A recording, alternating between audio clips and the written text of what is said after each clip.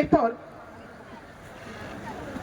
এরপর আমরা বরণ করে নেবো আমাদের একদম জমিনের মানুষ, আমাদের কাছের মানুষ, কাজের মানুষ, যে মানুষের অভিভাবকত্বে আমরা হাঁটতে শিখেছি, চলতে শিখেছি, আজও নির্বিঘ্নে বাস করতে পারছি, সেই সাবের আলী খান মহোদয়কে আমরা বরণ করে নেব।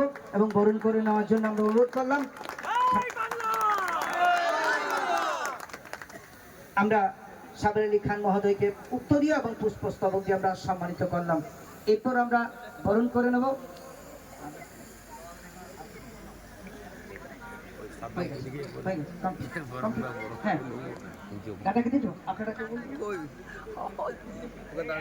আচ্ছা, হ্যাঁ একবার দিন।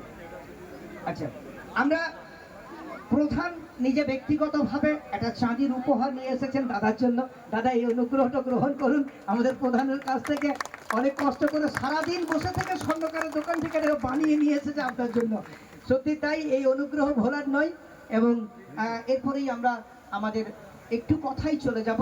যাদের কথা শুনে আমরা অনুপ্রাণিত হই, যাদের কথায় আমরা পথ খুঁজে পাই, যাদের কথায় আমরা পাথেও খুঁজে পাই, সেই রকম মানুষ আমাদের মধ্যে এসে উপস্থিত হয়েছেন।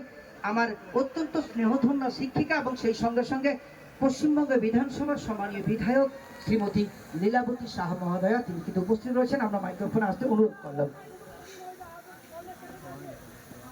নমস্কার।